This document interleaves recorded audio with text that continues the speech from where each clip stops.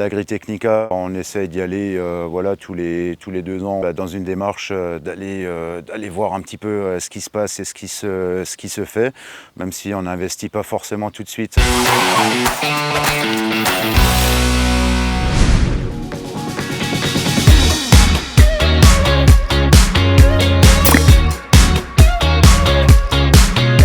À Agritechnica, on peut y trouver beaucoup de choses. Donc, si on recherche de la technique de fourrage, l'ensilage, de la méthanisation, du stockage, il y a vraiment tout également. En termes de matériel, quasiment tous les constructeurs sont présents. Ça permet d'aller voir beaucoup de choses, d'avoir un visuel un petit peu sur l'ensemble et puis en une journée de pouvoir brosser plusieurs fabricants, plusieurs types de matériel selon la catégorie qu'on recherche.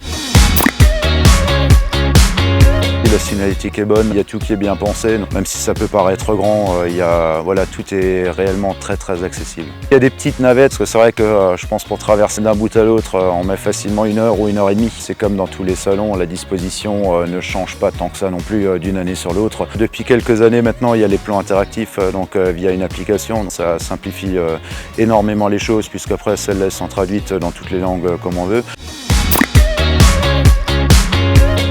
Quand on y va, il y a quand même potentiellement un objectif derrière. Ça va justement être de passer un peu de temps avec les fabricants ou les fournisseurs. Il y a un des investissements, mais en fin de compte, il est derrière moi. Donc c'est un semoir monograine. C'est en ayant vu ça et en ayant vu la disposition et puis le matériel en lui-même, on s'est dit bon bah tiens, ça pourrait être quelque chose qui pourrait nous correspondre. Et voilà. Et puis après, ça a mis 4 ans à se mettre en route.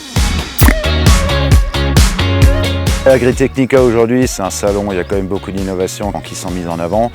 Souvent aussi un lieu pour les constructeurs de mettre en avant leurs nouveautés. Même si le salon a lieu en Allemagne, on trouvera toujours des gens qui parlent soit anglais, soit allemand, soit même français. Même si on ne parle pas l'allemand, on arrive très facilement à discuter avec les différents partenaires. Il y a des constructeurs qui sont implantés dans différents pays. Ils ont 1 ou 2 personnes de chaque pays qui est présente sur le stand, donc ça permet de se faire comprendre et de trouver quelqu'un qui parle la langue adéquate, quoi.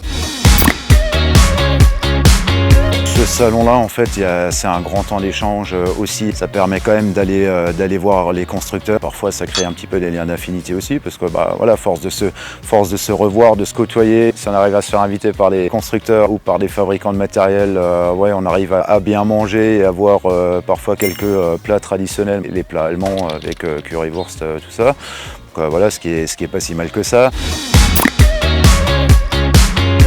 Les conseils de base, c'est un petit peu comme quand on va sur tous les salons. C'est déjà dans la réflexion, si on y va dans une optique de se renseigner si effectivement les constructeurs qu'on veut aller regarder qu'ils soient bien présents. Ce qui normalement à l'Agritechnica n'est pas trop un problème puisque globalement il y a quand même beaucoup de monde disponible. D'essayer parfois même de venir déjà avec ne serait-ce qu'une ébauche de projet parce que parfois ça peut faire gagner beaucoup de temps et de rentrer vraiment dans le vif du sujet et concrètement.